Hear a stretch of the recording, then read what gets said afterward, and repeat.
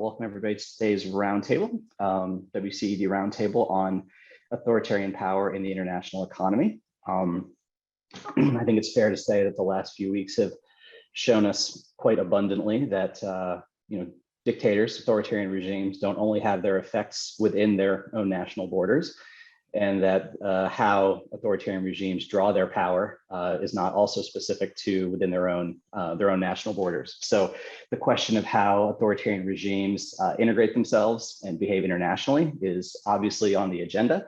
And very excited today that this project will be getting introduced to us. Ann Pitcher and Ricardo Soares de Oliveira have been working on this for quite some time. And we're going to have a forthcoming issue of the newsletter Democracy and Autocracy, building off of this roundtable today. So without further ado, let me provide introductions. I'll introduce our speakers in the order that they will be presenting. So Ann Pitcher is a professor of political science and Afroamerican and African studies at the University of Michigan. She relies on archival research, fieldwork, case studies, and public opinion surveys to assess the diverse political dynamics of electoral autocracies and democracies in Africa. Her recent publications examine electoral and party politics, urban political economy, the distribution of public goods, and linkages between the state and business, drawing on findings from selected countries such as Angola, Mozambique, Kenya, and South Africa. Ricardo Soares de Oliveira is professor of the International Politics of Africa at the Department of Politics and International Relations, University of Oxford. He's official fellow of St. Peter's College and a fellow with the Global Public Policy Institute, Berlin. He is co-editor of African Affairs, the Journal of the Royal African Society, and co-director of the Oxford Martin School Program on African Governance. Soares de Oliveira has conducted extensive fieldwork with a focus on the international political economy of African states. Adeel Malik is Globe Fellow in the Economies of Muslim Societies at the Oxford Center for Islamic Studies and an associate professor in development economics at the University of Oxford's Department of International Development. His research engages with questions of long-run development, political economy, and economic history. His most recent contribution to the field is a co-edited volume, Crony Capitalism in the Middle East, Business and Politics from Liberalization to the Arab Spring, published by Oxford University Press in 2019. Jody LaPorte is the Gonticas Tutorial Fellow in Politics and International Relations at Lincoln College, University of Oxford. She researches formal and informal politics in non-democratic regimes with a regional focus in post-Soviet Eurasia. Her current research focuses on the political effects of corruption in Central Asia and the Caucasus. She also publishes on qualitative methods, including the development of new tools for qualitative and case study research. And last but not least, Ronald J. Deibert is professor of political science and director of the Citizen Lab at the Munk School of Global Affairs and Public Policy at the University of Toronto. The Citizen Lab undertakes interdisciplinary research at the intersection of global security, ICTs, and human rights. The research outputs of the Citizen Lab are routinely covered in global media, including dozens of reports receiving front page coverage in the New York Times, Washington Post, Financial Times, and other media over the last decade. So we have a fantastic roundtable set up today. Ann Pitcher is going to kick us off by talking about the project as a whole.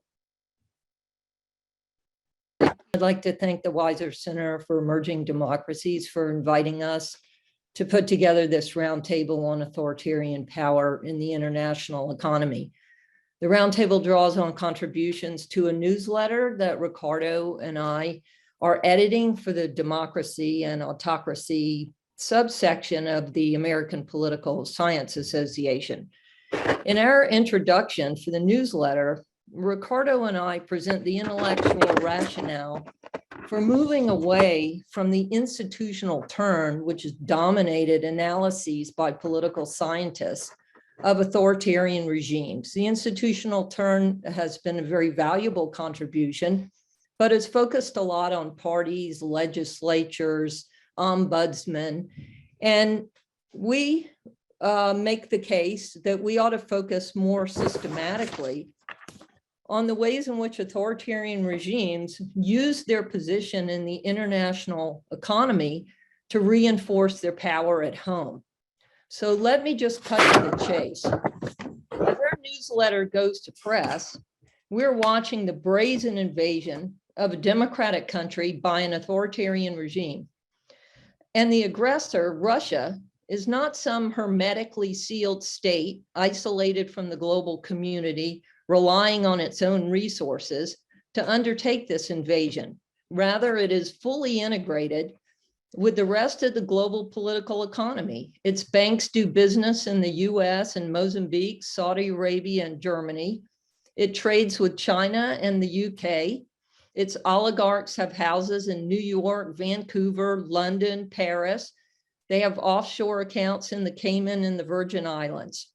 In other words, here's a country that deals daily, at least until a few days ago, with Western intermediaries, lawyers, think tanks, and that's our point, that long-held assumptions in the scholarship regarding the liberalizing or the democratizing influences of interactions with democracies would somehow rub off on these regimes. We need to revisit those assumptions. How should we do that? What should we be thinking about? That's what this roundtable and our newsletter explore. And I'll hand it over now to Ricardo to elaborate on these points.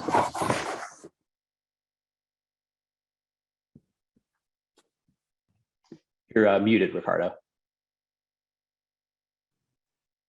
Thank you, Anne.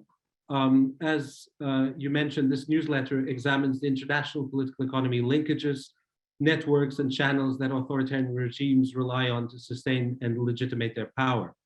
Of course, autocratic regimes have always been a part of the international system, but with the fall of the Soviet Union, the international economic system underwent sweeping structural change. Most countries in the global south and of the former Eastern Bloc privatized state assets, liberalized trade and capital flows, reformed their financial systems, and welcomed foreign investment. These reforms promoted a much greater degree of integration with the global economy than had been the case before. Now, scholars have not ignored the potential effects of these changes. Indeed, because they happened in the 1990s when many countries were democratizing, initially, the literature seemed to celebrate the potential of increased global integration to foster democratization and greater openness in autocracies. Some scholars even posited, as we all know, that greater linkages with the West would result in greater liberalization. Now, surveying the changes that have occurred up to 2022, and especially over the last decade, our approach in this newsletter is much more pessimistic. The last decades have seen instead the emergence of an offshore world of financial structures, institutions, and techniques designed to provide secrecy, asset protection, and tax exemption. Authoritarian elites have increasingly relied on these sophisticated tools, not only to reproduce their power, but also to enhance their individual wealth. Simultaneously, an army of professional facilitators in all the major capitalism financial centers in the West, but also increasingly in Asia, have acquired a central role in servicing the elites of autocratic states. These include lawyers, bankers, accountants, real estate agents, management consultants, security and surveillance professionals, public relations experts, and company and corporation executives, among many others. This allows autocratic elites to become transnational citizens, often traveling with purchased foreign passports. They hold their assets in safe jurisdictions, and their family lives, including their education, leisure, health, and consumption, occur in politically and legally safe enclaves in the West.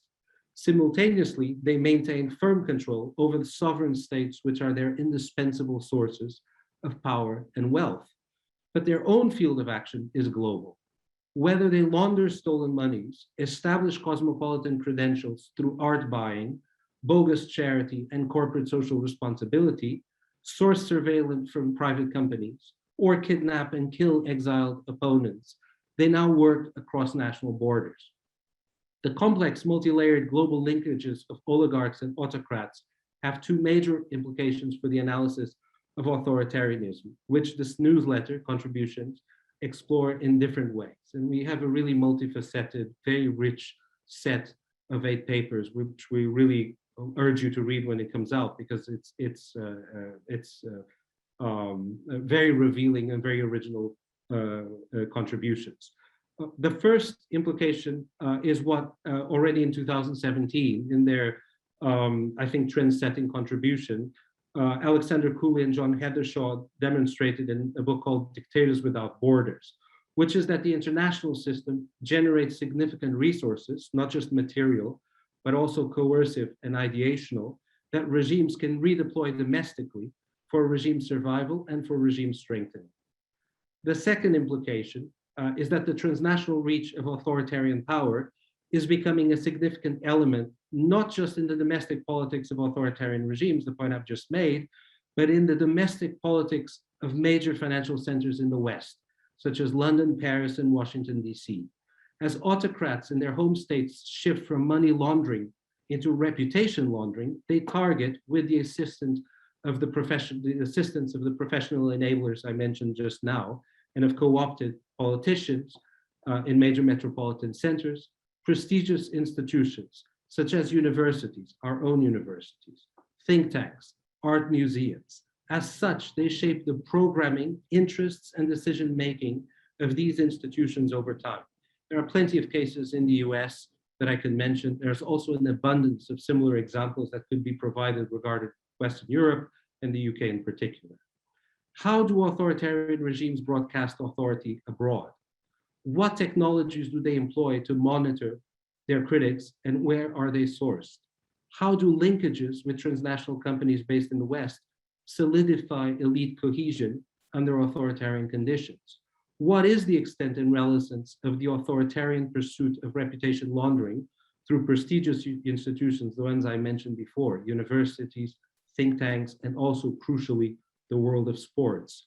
What role do offshore financial arrangements play in advancing the interests of autocratic elites? And finally, what role do major financial centers in the West play in the strengthening of authoritarian dispensations? These are some of the questions which are tackled in this special issue, which again, as I said, is very rich and which I very much hope you will be reading in due course. And I pass on the word to my Oxford colleague, Adeel Malik, who has one of the most interesting contributions in our special volume. Adeel? Thank you very much. Thanks, everyone. Thanks, Dan and Ricardo for inviting me to contribute to this session, indeed, to the issue. I'm an economist and work mostly on political economy of the Middle East. And in this issue, I'm really interested in how foreign capital outflows shape domestic political order of remitting states. Now, there is a literature out there that looks at the impact of capital inflows, like how does foreign direct investment or foreign aid, remittances shape domestic political structures. But there's very limited literature on the impact of capital outflows on the domestic political order of remitting states. In other words, I'm interested in asking how the external recycling of wealth shapes regime durability in some of these large capital surplus resource-rich states.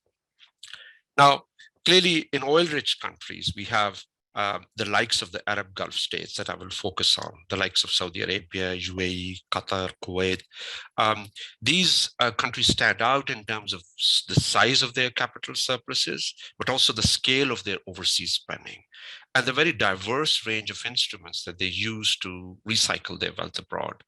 A lot of this external rent recycling is not just geared towards earning high economic returns. They're also driven by a strategic political calculation. Now, analytical starting point that one could use is to think about the sort of classic literature and political science that talks about regime durability being predicated on legitimacy, repression, co-option. Right? There's Gashevsky's analysis on it, Jennifer Gandhi's work, Martin Swalik's work, and so on and so forth. Now, in all of these frameworks, it is essential that authoritarian power sharing depends on distributing rents to citizens and elites, which of course these resource-rich, oil-rich countries are able to do through generous social welfare entitlements to their citizens and selectively passing on the privileges to those elites. Now, is that all? I mean, is domestic political order just about redistributing rents to domestic constituencies, or there's actually an external constituency that you also need to satisfy? Now, this is a blind spot in the study of authoritarianism. And what I'm going to show today is how high rent autocracies can recycle their rents strategically to global audiences in ways that buys them political acquiescence. We have seen the recent example of the Saudi acquisition of Newcastle United, but that is just one example amongst many. Okay, so let us set the basic context, which is, why do we think that foreign powers or external constituencies matter?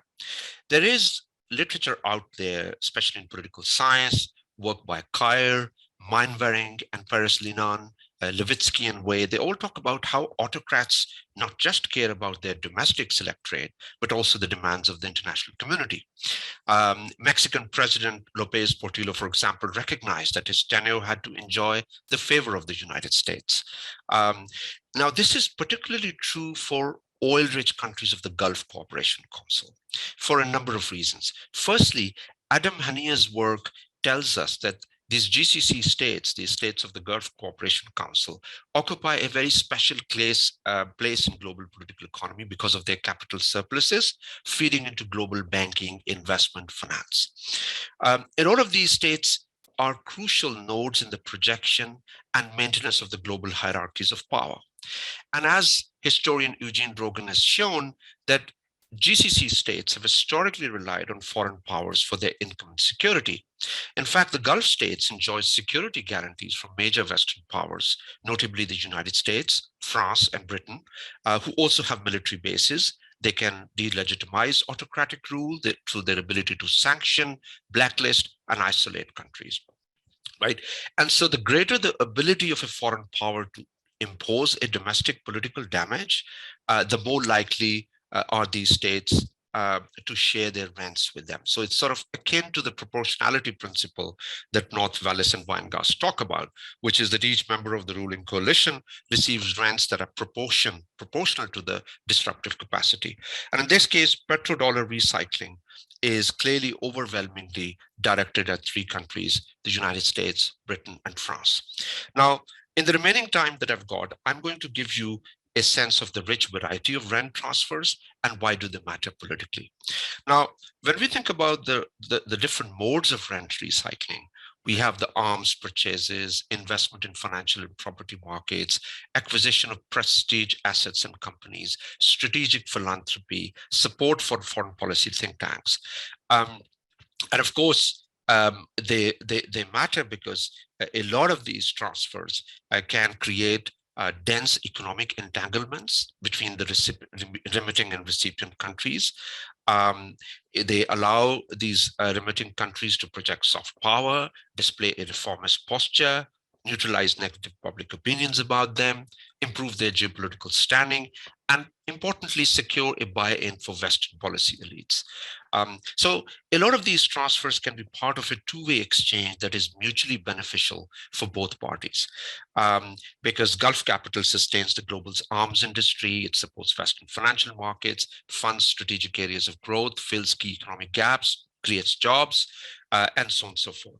Now, if you're thinking about investments, if you just look at Saudi investments in US Treasury securities, by late 2020, Saudi Arabia held about $136 billion in US Treasury securities. It's the 14th largest holder of US securities.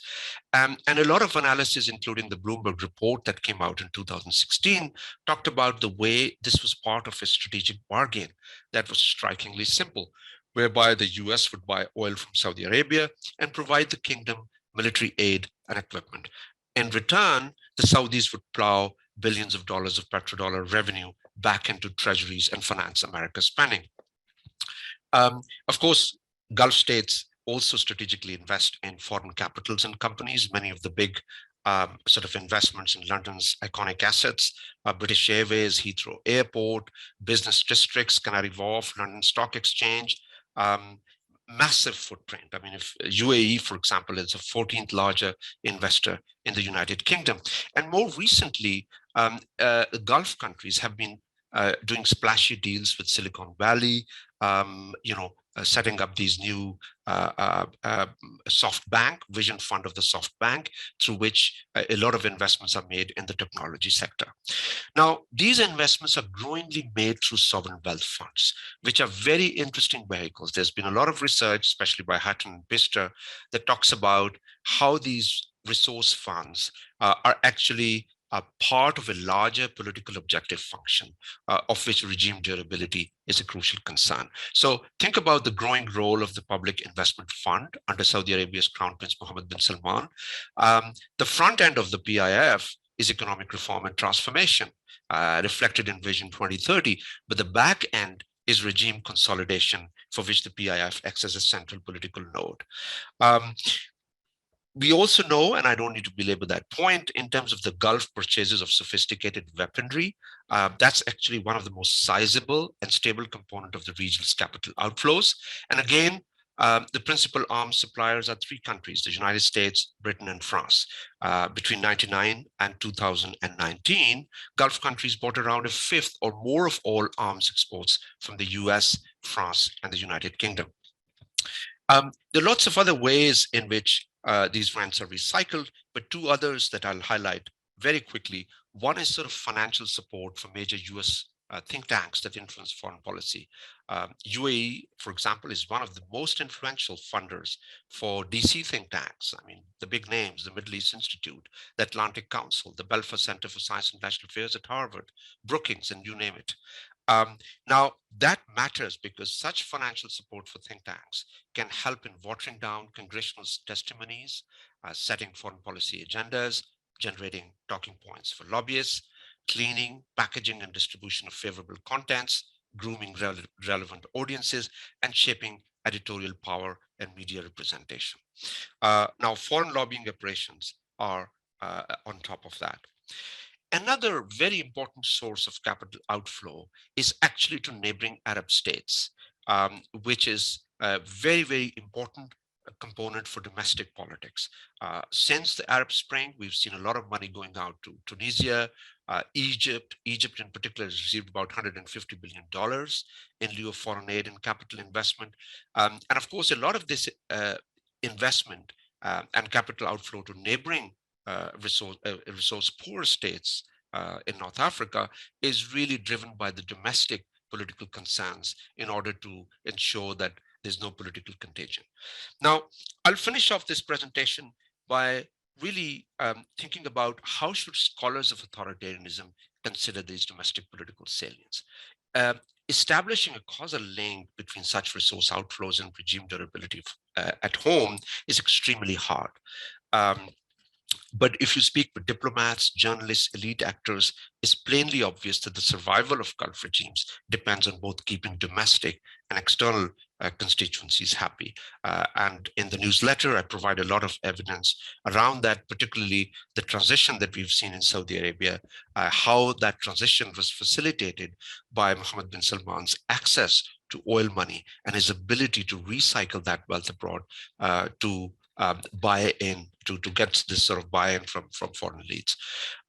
So that's the overall argument. I also talk about how establishing a causal connection is difficult, in particular because power relations are masked. They're communicated through signals and symbols, and the interactions between local power brokers and foreign patrons are often repeated, face-to-face, built on prior beliefs. And for that, the researchers need to rely on an eclectic mix of resources: oral history, autobiographies, interviews with local international actors. But again, it's an area that remains a virgin territory for research. And I think when we think about, for example, the rentier state theory, which is the standard workhorse model for thinking about the impact of oil in politics, it's all about domestic circulation of rents. There's really no attention paid to how these regimes can actually strategically recycle their rents abroad in ways that helps them buy political acquiescence. And I'll stop there. Thank you, Adeel. Jody, LaPorte, you're next. Great, thank you to the organizers, and I'm going to attempt to share my slides, though I realize that 2 years into a pandemic, every time I think I've figured out how to do this, Zoom updates itself. Oh dear. Actually,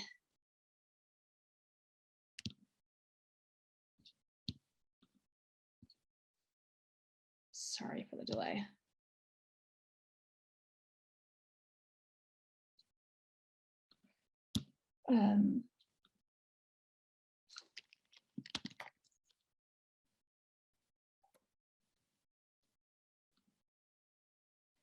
gosh, I can't. So I can't share my slides actually without quitting and coming back. So perhaps it's easier if I just talk through it a little bit.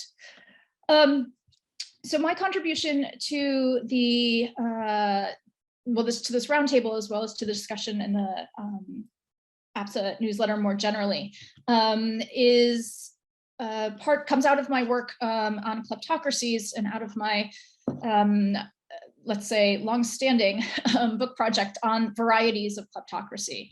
And so in this project, I look at the domestic politics of kleptocracy, by which I mean, just to define this particular term, I define it as non-democratic regimes in which the ruler and his inner circle of advisors, that is to say the political elites, or I call them ruling elites, exploit their public office to illegally extract large amounts of private wealth. So there's something very extractive about these regimes, as we know, and my focus is on highly corrupt autocracies that in which the rulers themselves are the ones getting rich, often at the expense either directly or sometimes indirectly at the expense of society. So the literature that we have on kleptocracies and on the intersection between authoritarianism and corruption suggests that domestic politics across these regimes will look relatively similar. So I think that one good example of this sort of expectation in these claims comes from Asimoglu and Robinson's work, where they posit that extractive economic institutions are likely to create lead to very exclusionary political institutions. So the prediction here is that kleptocratic politics will be broadly similar wherever we see highly extractive elites across the globe. I think that, as we know from this roundtable, there's also been a recent focus on the transnational dynamics of kleptocracy. So in a 2018 article as part of the Journal Democracy special issue that many here put together, Oliver Bullock says that the essence of kleptocracy is that it is globalized and it's not confined behind national borders. So on the one hand, we have this expectation that there's going to be more or less homogeneity across our regime outcomes in the presence of kleptocratic rulers.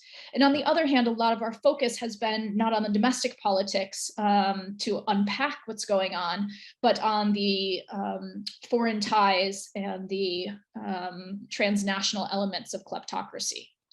So that's the gap that my work has been looking to fill. And what I find actually in reality is that looking at across the post-Soviet region, we see a really wide variety in terms of the political outcomes that we see associated with regimes that fit this characteristic.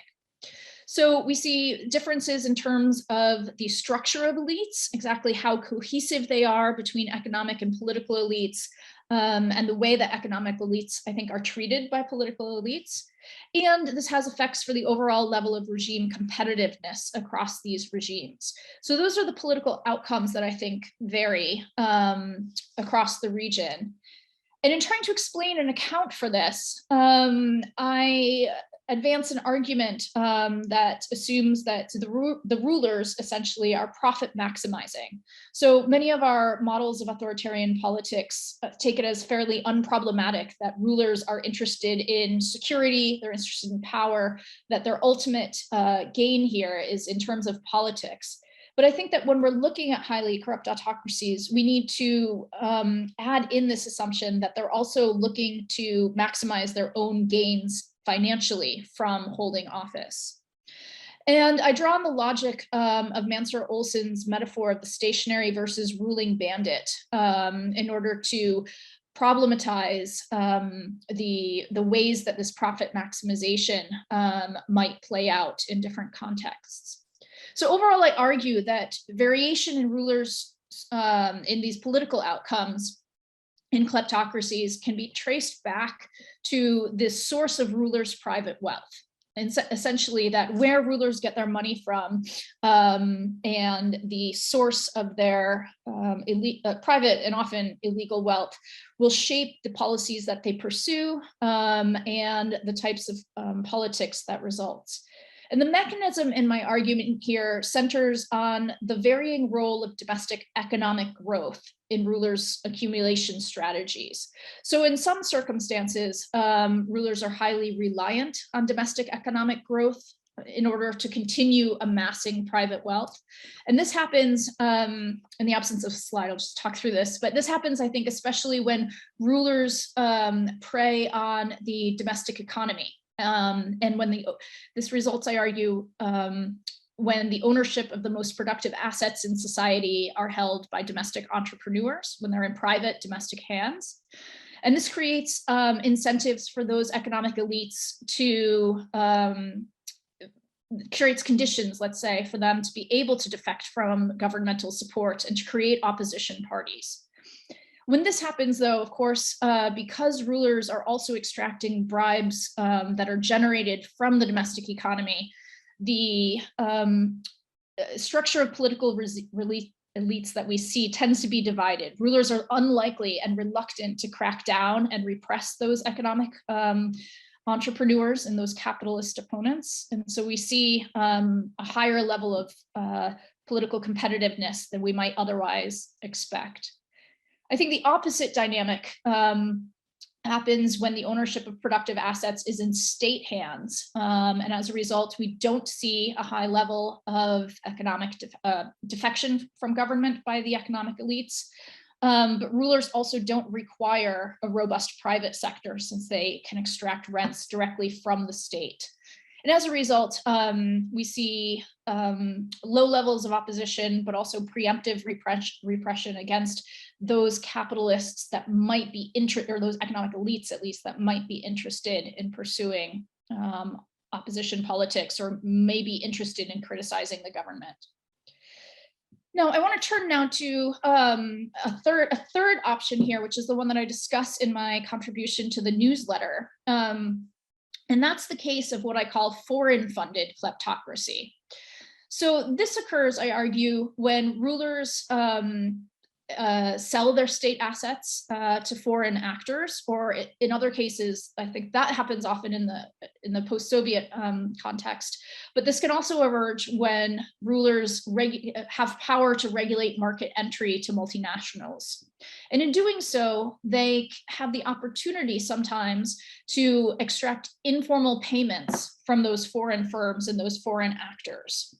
And so when this occurs, I argue that rulers have a moderate level of reliance on domestic economic growth in terms of their long-term time horizon.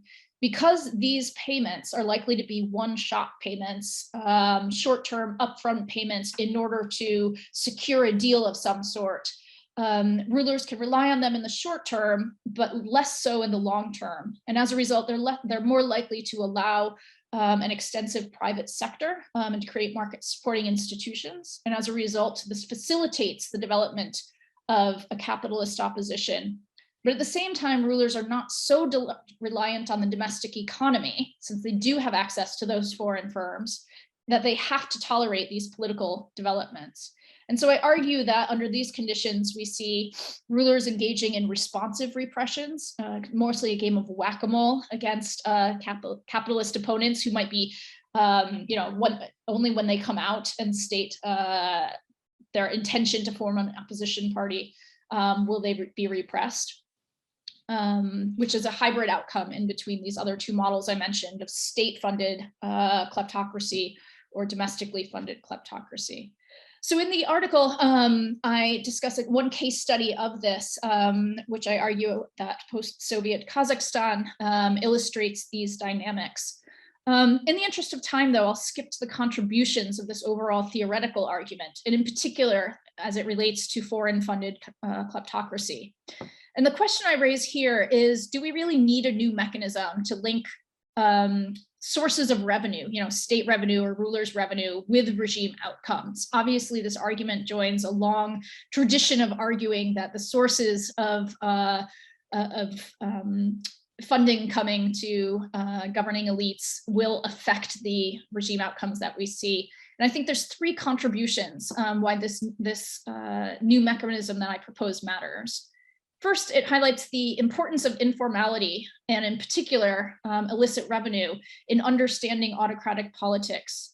So as Anne and Ricardo mentioned earlier, there's been a growth in the literature on formal institutions in non-democratic regimes. But I think that we also need to unpack the informal dynamics at play, since it can explain some variation that the formal institutions on their own cannot. It also underscores that there is wide-scale variation across autocratic regimes, and in particular, highly corrupt regimes. That is to say that kleptocracy isn't one size fits all.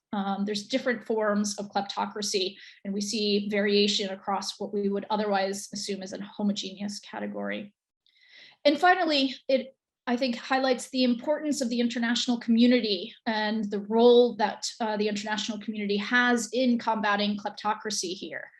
In the absence of political elites who can form opposition parties, it means that combating kleptocracy needs to have an element of help from the outside. And so it underscores that Western states and organizations can actually accomplish quite a bit from sanctioning foreign companies for paying bribes and reducing kleptocrats' ability to launder their gains in the West. So, thank you. Thank you, Jody. I apologize for the slides, but the presentation was a model of clarity, slides notwithstanding, perfectly, it was great. So finishing things up, we'll have Ron Deibert from Toronto. Hey everybody, thanks for having me and glad to be here and appreciate the invitation to contribute to this newsletter. So just by way of background about my piece, much of this is derived from the research at the Citizen Lab. I'm the founder and director of the Citizen Lab. For those of you who don't know, we do research on digital security issues from a human rights perspective, and it's a quite unusual place. It's a mixed methods research group. In other words, I'm obviously social scientist, international relations person, but the people who work at the Citizen Lab come from many different disciplines, and we especially leverage computer science and engineering science to do the work that we do, which is very technical in nature. Essentially, we are acting as like a digital watchdog, and we've been doing this for now close to 20 years. Staff has grown to about 25. And our outputs are basically uncovering surveillance and censorship, both with respect to governments and the companies that they contract with in order to do this. And so over the years, I've been both fascinated and disturbed by some of the things that we've produced at the Citizen Lab in this marketplace. So my article is meant to kind of synthesize and summarize what I see as the main features of the commercial surveillance and private intelligence marketplace, and why I think it's flourishing and what that means. So the starting point here for my presentation is basically, if you look at the conventional wisdom around digital technologies and civil society, it was widely assumed for many years that there was a positive correlation here, that digital technologies were contributing to a kind of new type of people power, social mobilization, events like the Arab Spring, for example. Many observers at the time saw this as a kind of liberation technology, was a phrase that was used. But what we have found is that the causal relationship between digital technologies and civil society is changing quickly and dramatically. Over the last decade, we've seen the growth of this very sophisticated and highly lucrative commercial surveillance and private intelligence industry. It's sprouted and it's proliferated, and it's servicing the needs of a wide range of government clients to counter digital mobilization, further influence operations, and undertake targeted espionage, sometimes with lethal consequences. And while this industry markets its services and technologies to assist governments investigate matters of crime or national security. The fact of the matter is there's very little regulation, and as a consequence, we're seeing the firms involved in this industry implicated in what I believe is really a growing pandemic of human rights abuses and illegal activities spanning the globe. It's also helping fuel the spread of authoritarian practices, which the other speakers talked about, as well as some of its common features, including kleptocracy and corruption. Definitely a major factor in the rise of transnational repression worldwide, and the gradual subversion of civil society and other institutions essential to liberal democracy. One way to think about this with respect to the relationship between this marketplace and authoritarian practices is that the market for commercial surveillance and private intelligence has fundamentally altered the resource landscape for the exercise of authoritarian power. So as recently as only a few decades ago, most authoritarian regimes lacked in-house math, science, technology capabilities that would enable them to undertake the type of foreign influence, espionage, and subversion operations of the sort that have become really common today. And beginning in the 2000s, especially really as a function of the events of the Arab Spring, I would say were an important punctuation point, because autocrats, authoritarians, and the people who advised them looked at those events, as well as the colored revolutions before them and the other social movements, and said, how do we prevent them from happening? And they basically went to this marketplace, which was beginning to take off and mature at this time, most of these companies originating in the West. What type of products and services are being supplied here? Well, there's a wide spectrum, everything from traffic analysis, data fusion and analytics, location tracking, intrusion software, basically hacking for hire, device forensics, biometric and facial recognition services, including those that are powered by various forms of machine learning and artificial intelligence. There are firms that specialize in benign sounding things like reputation management, social media scraping, but which also offer more offensive activities such as psychologically based influence operations, professional disinformation campaigns, sometimes referred to in shorthand as dark PR or digital black ops. Some of the technologies at the core of this marketplace are dual use, meaning that they can be marketed with benign sounding purposes or genuinely have benign purposes, but can very easily be redeployed or misused for more malign ends. Classic example is intrusion software, such as that marketed by NSO Group, Pegasus. Citizen Lab has done extensive reporting on NSO Group sales worldwide. I'm sure many people in this room have read those stories of the abuses that we've uncovered. So it's a classic example. NSO Group says we only sell to governments and they only use it for investigations into crime and terrorism. Well, who's a criminal, who's a terrorist? It's all in the eye of the beholder. And so authoritarian regimes lacking any type of oversight, naturally, they're going to use them to go after opposition, both domestically and abroad. So we're seeing widespread abuse of this type of technology targeting journalists, researchers, academics, lawyers, and political opposition and others. Interestingly, often a single firm can service dozens of repressive regime clients at once, multiplying the webs of malfeasance. So if you look at NSO Group, to give you one example, we were able to track with a high degree of confidence more than 35 government clients of NSO a couple of years ago. It's probably around that now.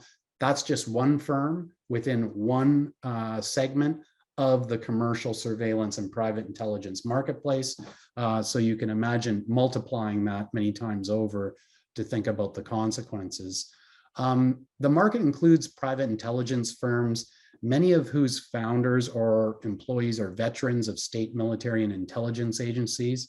One example I'd like to give to all of you that hits close to home for me is a company called Black Cube that was founded by two ex-Mossad agents that provides basically private intelligence services under the benign sounding reputation management, often used in litigation. The reason it hits close to home to me is that my staff were targeted by a black cube operation that we actually exposed in collaboration with the Associated Press. But black cube services and other companies like them are routinely used by kleptocrats, dictators, authoritarian regimes in order to try to cast aspersions on people in political opposition. So overall, this marketplace has really dramatically altered the resource landscape for autocratic regimes and their enablers. So authoritarians can now employ a wide range of products and services that allow them to infiltrate, track, disrupt, and subvert any type of regime opposition, both domestically and abroad. And it's helping to fuel a new type of transnational repression while subverting the rule of law and other institutions central to a healthy liberal democracy. Now, if you flip the picture around and you look at targets and victims and members of civil society, basically the risk matrix an individual profile presents for surveillance and targeted repression has evolved from weak and thin to strong and saturated, is the way I think about it. And much of this increased exposure can be attributed to the predominant business model of social media, often referred to as surveillance capitalism. So this model is based on pushing sensors close to users in order to extract and monetize fine-grained and highly revealing personal data. While this is very convenient, of course, users can easily overlook the fact that their network devices are also windows into their own private lives for those on the outside looking in. Indeed, their devices are designed predominantly to do precisely that for reasons principally related to the personal data surveillance economy. However, the security around the digital ecosystem is notoriously poor because it is assigned lower priority by the firm's engineers. Generally speaking, tech companies race to innovate instead. And commercial surveillance and private intelligence firms, particularly those specializing in hacking, spend enormous resources and labor searching for and then identifying vulnerabilities that are pretty easy to find that can be weaponized as exploits for their government customers. Even the best engineered tech platforms, like for example, Apple, make mistakes that surveillance vendors can take advantage of. For example, the latest iteration of NSO Group's Pegasus spyware, which we at Citizen Lab captured in the wild from a Saudi activist device, exploited a flaw in Apple's operating system that the company was unaware of, called a 0-day, and involved no interaction on the part of the target and left no visible indication of tampering. It was what's known as a 0-click. So imagine this capability in the hands of an authoritarian could target ostensibly any Apple device in the world without any interaction on the part of the target, silently takes it over. And once you're inside that device, you can virtually see everything that is going on and more. More meaning you could even hypothetically implant falsely incriminating data on somebody's phone. Very powerful stuff. So predictably, evidence-based research by the Citizen Lab, Amnesty International, and others has documented numerous and mounting cases of serious harm caused by this marketplace. I could go on and on about the victims of this industry, but I'm sure you're all aware of them. I will say that the consequences, the harms around abuse cases are deeply disturbing. So individuals who are targeted as a result of their participation in, say, transnational advocacy can have their entire network's members exposed. The impact of this exposure is far-reaching, leaving individuals vulnerability to liability by association, even if they are not hacked or tracked themselves. Good example, we discovered that all of the associates around Jamal Khashoggi had their phones hacked, his wife and his fiance as well, with Pegasus by Saudi Arabia. Intimate details of a person's life can be exposed secondhand, repurposed, or manipulated for purposes of blackmail. The mere knowledge of these risks is creating a major chilling effect over civil society, basically the machinery is kind of grinding to a halt out of fear, and really turning this causal relationship between digital technology and civil society on its head. I will add just a couple of other things. Secrecy is a major feature of this marketplace. Firms routinely employ many of the same accounting shell games that are employed by the government clients they serve to shield their operations from public scrutiny. Of course, governments themselves that procure this stuff tend to be the most secret agencies of the state, who are the least publicly accountable and transparent. Intelligence agencies, armed forces, security services, they sign non-disclosure agreements. So it's very opaque. Now, lastly, I'll just say that as this marketplace continues to mature, proliferate, and spread, we're seeing the flourishing of authoritarianism and transnational repression and a multitude of threats to liberal democracy. It's enabled a far more aggressive and persistent form of subversion, privatized subversion, that erodes public accountability mechanisms at their root, such as the legal profession, investigative journalism, independent academic research, law enforcement, and other pillars of liberal democracy. To the extent these activities succeed without being held to account, they can become self-reinforcing, breeding a sense of impunity and contempt for norms and laws, which then invites yet more malfeasance. Lastly, I'll just say in terms of solutions, fairly basic here. You don't have to invent something new. It's just implementing fundamental pillars of liberal democracy. Easier said than done. So I'll leave it there. Thank you for inviting me to the panel. Great, thank you, Ron, and thanks to everybody for these fantastic presentations and for the great essays that you've written. I invite everybody who's in the audience, such as it is, to use the Q&A function to ask questions. But I'll kick things off. So I should have noted at the outset that this roundtable fits within our annual theme here at WCED, which is capitalism and democracy.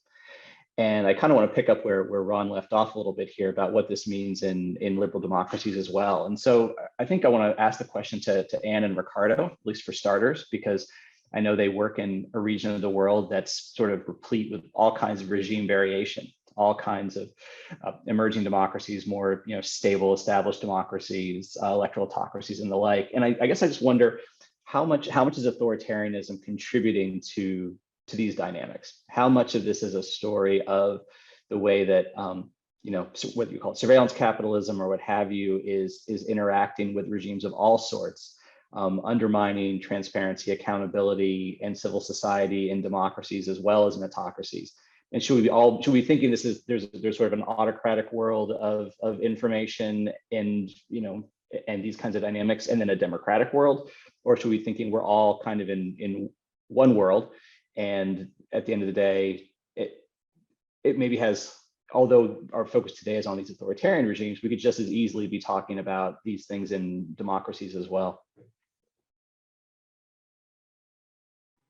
And do you want to go ahead, or shall I?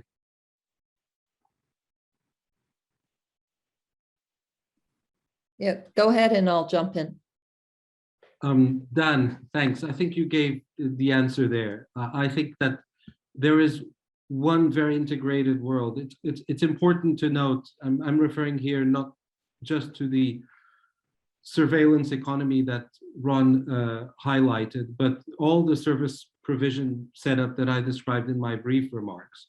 These were pre-existing realities of metropolitan capitalism, primarily set up to service the wealthy and the powerful in the West itself, right?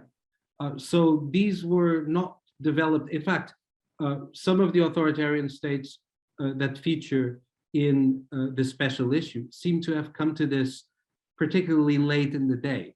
Adeel, Malik, I think mentioned, or rather yourself mentioned, the Arab Spring as a catalyzer for some authoritarian anxiety that led to their increased demand for instance, surveillance tools, right? There were earlier moments in which these tools were the prerogative of a much narrower set of clients. And what you've seen over the last 20 years is a globalization, not just of the supply, but also of the demand, right? And in particular, I would say that in the African context, a lot, obviously we had in the Cold War, both US supported and Eastern Bloc supported, particularly not just KGB supported, but Stasi supported secret services in places like, for instance, Mozambique and Guinea-Bissau and Ethiopia, Angola, etc. But it's really in the 2000s that specifically the Israeli part of things comes into sub-Saharan Africa. Now, I get the sense that this was already so in the 90s in other parts of the world. And in the case of Central Asia, this is Jody LaPorte's region, that there was a lot of successor national security outfits that came from the Soviet days and were already functioning in the 1990s. But even in those cases, you have a sort of a commercialization and the globalization of service provision that is really very, very significant. And when you get to other elements, for instance, the role of lawyers or real estate agents or the role of tax advisors in London. And when we talk about London, we're talking about the City of London system, which includes the overseas territories. It's a reality that actually started to dawn in the late 60s and 1970s as people like Brooke Harrington, people like Jason Sharman, people like Ronan Palin have so expertly told us. But this has gone global, and the interface with the autocratic dimension is particularly noxious and particularly problematic. But it's certainly not a reality that autocratic regimes concocted. And so my final point in this regard is when we're talking about oftentimes the autocratic politics of out there, typically in resource-rich authoritarian regimes in Africa, in the Middle East, and Central Asia, etc. I think we need to bring the conversation into our own domestic politics. And I think if you look at in the US, the example of Saudi or Emirati donations, or the whole story of Manafort and the Ukrainian-Russian connections there, or in the UK, a whole litany of absolutely unacceptable stories that are only now properly being coming out, although they've been open secrets for many years. We're seeing the extent to which this has infected corrupted the domestic politics of liberal democracies that thought that they could get away, that they could essentially launder the money from these far off places and remain freedom-loving and rule of law abiding.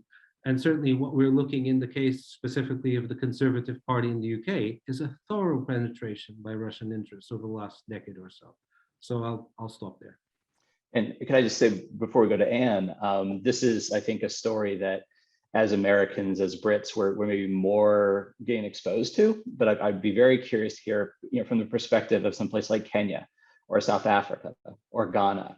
And so as I turn to Anne, particularly in these developing, democracies, fragile democracies, what have you, how these things are playing out in those cases as well. So I think we had that strand or wave in political science in the 1990s that assumed that Western liberal democracies were able to exercise a certain amount of pressure on developing countries to become more democratic. And I think that they were in that position. Those liberal democracies were in that position in the early 1990s because the Soviet Union had collapsed, and developing countries, especially in Africa, were undergoing pretty severe economic crises. And so I think that was a really good opportunity. Good meaning, it was an opportune moment for Western democracies to attach to their conditions of all the aid that they were giving to developing countries, that they liberalize economically and that they at least adopt, rudimentary aspects of democratization.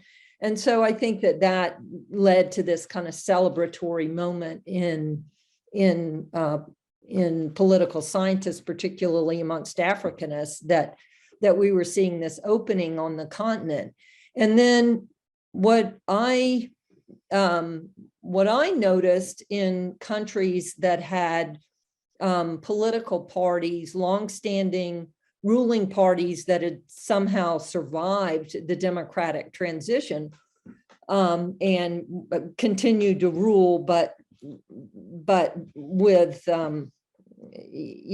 with institutions associated with multi-party politics. What I noticed is that as China began to adopt market principles and to extend its influence globally, that a lot of these ruling parties started to adopt this China model, which was how do we stay in power and also participate in the global economy?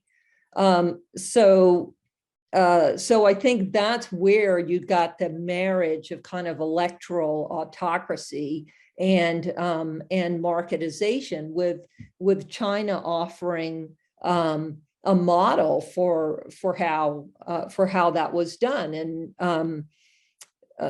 Mozambique, which is not on anyone's radar, at least it won't be until they develop 180 trillion cubic feet of natural gas. But Mozambique actually sent high-level members of the ruling party to China to study that example. And so I think they managed to kind of to square the circle. And without China as a model, I'm not sure they would have been able to do what they've done. Great, thanks, Anne. Thanks, Ricardo. So we have a question from Sujin Shah, who's a PhD student in the political science department. And I guess this question probably I'll direct to Jody, at least for starters, given this is kind of her region. And so naturally, Sujin's wondering about the war in Ukraine. And she's wondering what would be the international economic factors that enabled Russia's invasion of Ukraine. Why is the deep integration of Russia in the global economy not prevented it from causing war? And do you think the current sanctions could work to end the war, and why not? And I think there's a more general question here about sanctions, where they might fit within this broader picture of international economics, autocracy, and the like, that everybody should feel free to answer as well. But Jody, do you want to take a first shot? Sure. So these are three really broad and really good questions. I think these are the right questions to be asking, which isn't to say I think I or really anyone at this point has definitive answers on them. But a few thoughts, with the additional caveat, of course, that Russia is a very big and complex country. So these are some preliminary thoughts meets broad brushstrokes. I think that this question of why deep integration into the global economy didn't prevent Putin from taking these steps and prevent these sorts of wars. I think for me,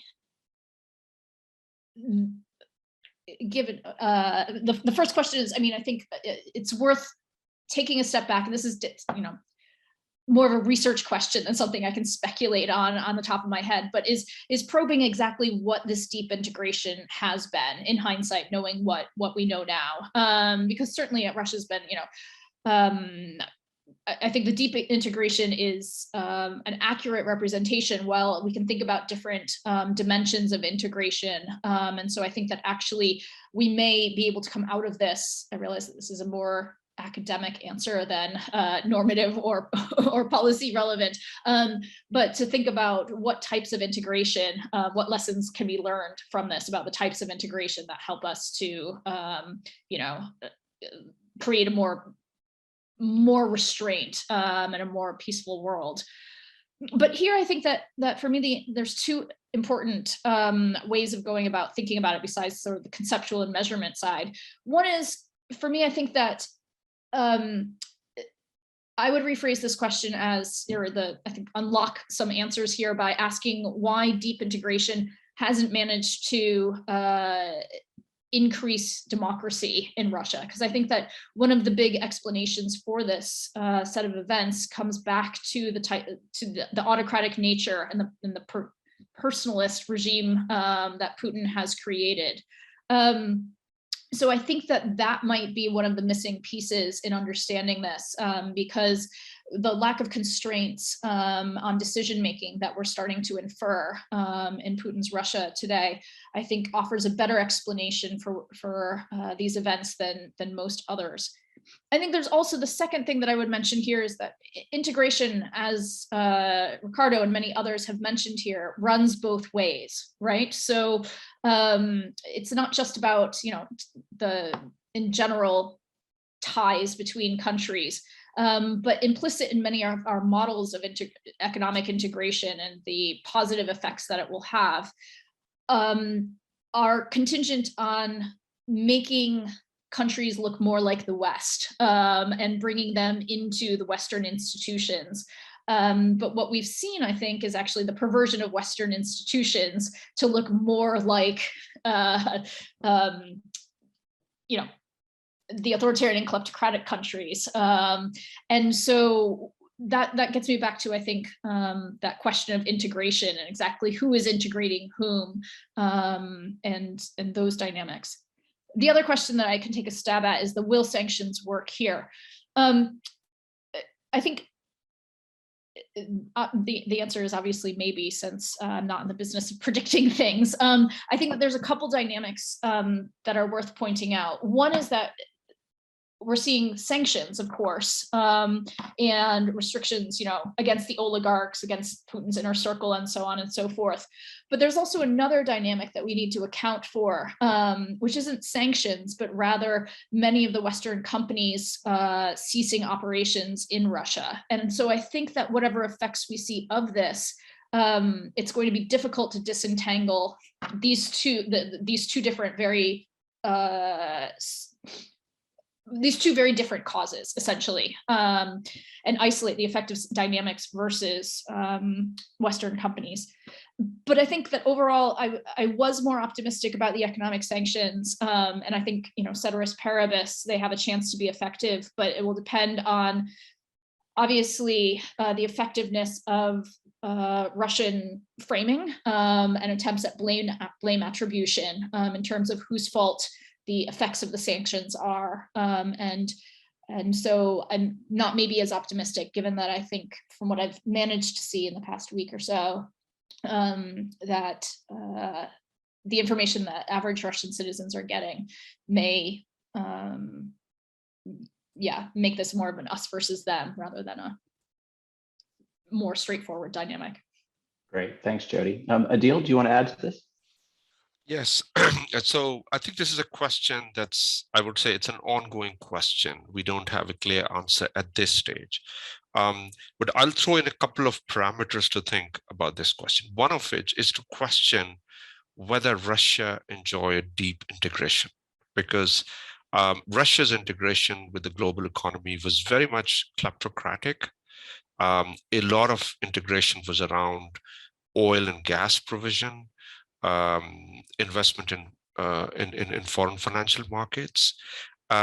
It's not the sort of integration that this peace and trade hypothesis argues, which is more about, trade of manufacturers, clear supply chains, where different parties are inserted.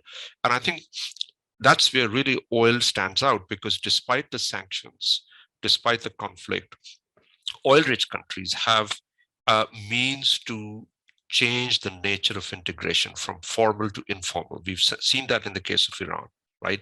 In the face of sanctions, it has continued to sell oil, right? And so when we think about integration of these economies, we need to think about the sources and structure of integration. That's extremely important. The other thing we need to think about while trying to answer this question is about the moment that we are in. We are in a moment where we are going through what economists would call some kind of deglobalization, right? The rise of China using the same rules of the game of globalization and its acquisition of power and its ability to challenge Western power has led to a rethinking about the model of globalization. You've seen especially a process that started before pandemic, but really which gathered steam after the pandemic as well, is this sort of unhinging the supply chains, trying to see how we can roll back some of this process of globalization. So we are in that phase of history, economic history, where we might be reshaping what type of globalization we want. And particularly from the perspective of many developing countries, I see a growing clash of connectivities where different competing visions of connectivity are being presented.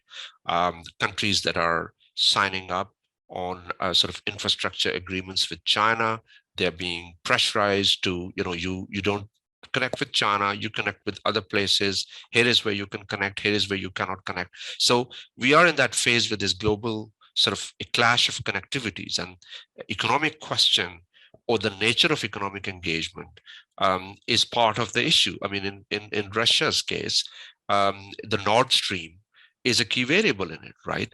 And so the idea that integration is not preventing conflict is a lot more complicated.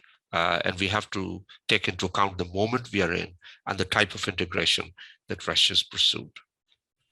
Yeah, I think that, I mean, certainly all the talk lately about, US-China decoupling is only going to be accelerated by what's happening with Russia. We're getting even another kind of decoupling in the world economy.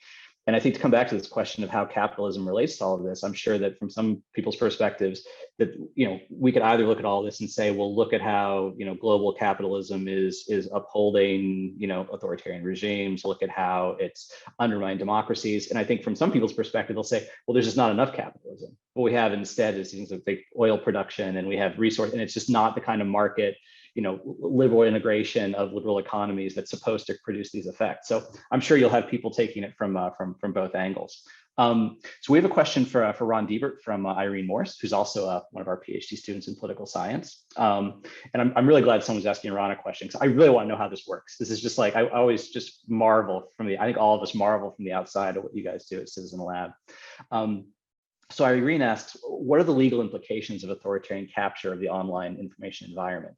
Is there just a lack of regulation because this is an emerging and secretive area with different infrastructure and capabilities in different states? Are global regulations needed regarding ISPs, censorship, et cetera, in order to ensure preservation of human rights? And have there been successful efforts to pressure regimes for greater freedom here beyond reports from NGOs that don't seem to have much effect? Well, thank you for that question, Irene. I mean, there's a lot in that question. I would say that generally speaking, the picture's pretty bleak, although I would say it's getting slightly better for a few reasons, which I'll explain. So generally speaking, the market for surveillance technologies is very poorly regulated. And what regulation does exist perversely is quite permissive. So to give you an example of NSO Group, which is based in Israel and supplies surveillance technology, we consider it to be a mercenary spyware firm is the language that we like to use. It's now apparent that NSO Group, well, first of all, NSO Group, all of its sales are licensed by the Israeli Ministry of Defense. And it's now become apparent based on investigative journalism that the Israeli government has used Pegasus sales to regimes abroad as a function of its strategic foreign policy. In other words, if they want to ingratiate themselves with a Gulf regime, they might throw in, the prospect of this type of contracting. The one case where you have, such a notorious firm. In fact, there's really nothing to stop it. It's all gas, no brake, really. Things are changing because of the, in part because of the publicity around the widespread abuses of the industry that I described. I would say there have been some encouraging developments in the United States, especially. So recently, to my surprise, because I had no knowledge in advance of this, the US Commerce Department put NSO Group, another firm that Citizen Lab exposed called Candiru, and several other hack-for-hire firms on the designated entity list, which means that Americans cannot do business with those companies without a special exemption that's unlikely to be granted easily. And so that's very positive. Almost immediately after that designation was made, NSO Group's credit rating was downgraded by Moody's. I don't know if I mentioned this in my presentation or not, but the firms that we're talking about here are very lucrative. Most of them are valued, in NSO Group's case, well over $1 billion, owned by private equity funds, joint ventures with other companies and so forth. So, the marketplace makes people a lot of money, which is also one reason why it's difficult to regulate. And then you have issues around litigation. Famously, Facebook sued NSO Group, and then more recently, Apple has as well. And if those cases go through and there's significant financial penalties, it could bring about some more responsible behavior. Many of us in this space are advocating for governments to build that out a bit more by passing legislation that would enable individuals to sue companies that supply these type of technologies in certain jurisdictions, as well as even sue foreign governments. I think Norway has something called a refugee espionage law. That's the sort of thing that could be duplicated in other contexts to bring some better regulation to this space. There are other things happening in Europe as well. The European Parliament had a special committee that recommended there be an investigation into Pegasus after revelations came out concerning abuse in several European Union member countries, like Poland, for example. So yeah, I'm hopeful, but generally speaking, this is a poorly regulated space because it services government clients that themselves lack public accountability and typically have very little oversight. Thank you, Ron.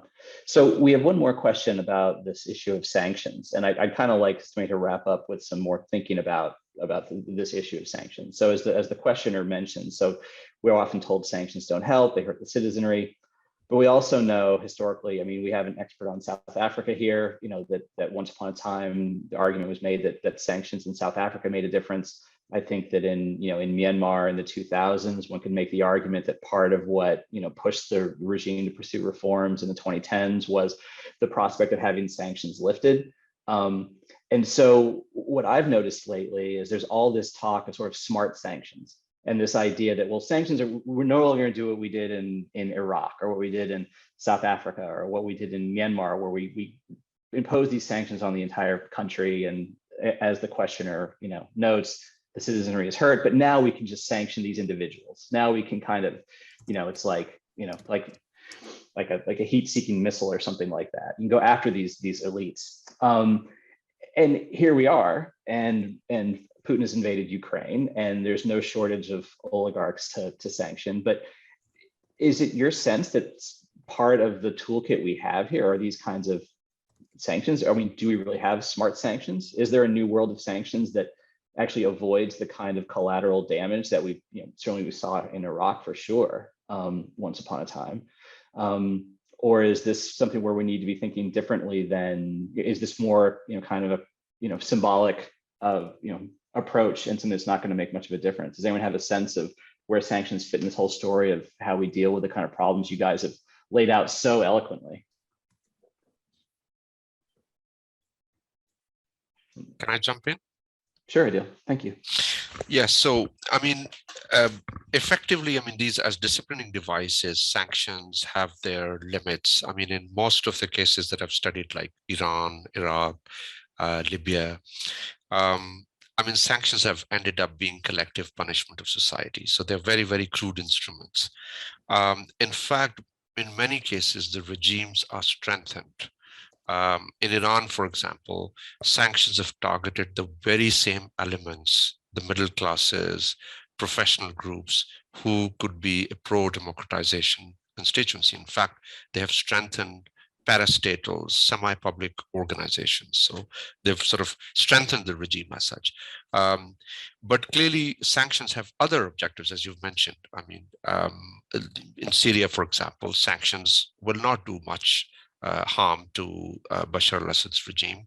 But tomorrow, when there's going to be a reconstruction program or Syria is rehabilitated into the international community, the US and other countries that have imposed sanctions have a great bargaining tool whereby they could say, well, we'll take off sanctions if you do X, Y, or Z.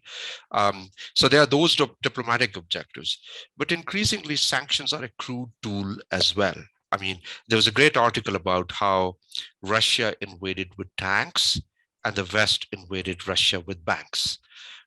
So there's a new literature that's coming up if you look at the sort of role of sanctions and greater structural power of Western financial institutions and payment systems. Nicholas Mulder's book, which is doing the rounds these days. Also other people, I mean, there's work on sovereign debt, tells us that actually sanctions are a two-way knife in a way. It's a bit like, you know, whenever there are all these great philosophers of Greek era who used to say, if you take revenge, you dig two graves, you know, one for the person that you take revenge of, or one for yourself. So in a way, that's also true for sanction, because yes, you can apply sanctions, but you also create incentives to exit the Western financial payment system, to look for alternatives. And that's a very tricky territory, because in a way, there are new incentives being generated to opt out of the SWIFT transfer system or other payment transfer systems. It is going to take a very long time for those alternatives to be developed. But it's a bit like an authoritarian ruler can use repression, but what is the optimal level of repression? Because you don't know how much is enough. In the same way, how much of a disciplining device this crude instrument can serve is a very, very tricky territory, because it affects not just the target countries, but it also can affect the dominance of powerful Western states. Great point, especially on Iran, for sure. Other people have thoughts on the new world of sanctions and this new world of international economics? It's a tough question. Well, I wanted to say something about sanctions against South Africa. I think sanctions worked against South Africa for a couple of reasons. I mean, one is that South Africa was very dependent on foreign markets, but not, for exports. And secondly, sanctions worked in the context of a very well-organized resistance movement that supported sanctions, knowing that they would affect ordinary people, but supported sanctions as another tool to bring down a highly repressive regime. And we don't have that same kind of situation in Russia, at least not yet. First of all, they have an export that we need and we want, and we've made exceptions for until an hour ago, I guess. And we don't have a well-organized resistance movement inside that country. So I think the context has to be considered, and that likely what sanctions will do will encourage Russia to develop those industries that it doesn't have, or to solidify relationships with countries that have goods that Russia needs and wants. Ricardo? You're muted, Ricardo. Sorry. I'm not an expert on sanctions, but sort of the experience that I know best is obviously South Africa's. And the impact of sanctions in South Africa was quite paradoxical. In some ways, it even stimulated ingenuity in technological innovation. So the economic impact was much less significant than one might think. But it was absolutely central in signaling global revulsion against the South African regime and rendering it a pariah state. Let's not forget that in as late as the late 1970s, a great deal of the FTSE 100, all the main corporations, law firms, et cetera, between London and the East Coast of the US were involved very frequently in South African business. And throughout the 1980s, the reputational damage this did to anyone who stayed involved was very significant. So I think that more political reading, this is about South Africa. I tend to agree with Adeel's comments, certainly in the cases of Libya, Iran, Venezuela. It may have paradoxically strengthened regimes in these cases. But in the case of South Africa, it served a strong political function in marginalizing the regime. Okay, great. Well, I think we'll have to leave it there. Really fantastic conversation, and this is just the beginning. We have the newsletter coming out with a bunch more contributions, even beyond these excellent contributions. So it's going to be, I think, a really terrific read, and everyone should look forward to in the next month or so that coming out. And without further ado, I'll just go ahead and thank all of our participants today: Ricardo, Soares, Oliveira, and Pitcher, Adeel, Malik, Ron Deibert, Jody, LaPorte. Thanks most of all, as always, to Derek Groom for so expertly running the session for us. And look forward to seeing you in the weeks to come as we continue with our theme of capitalism and democracy at the Weiser Center for Emerging Democracies. So thank you all, and I'll have a great day.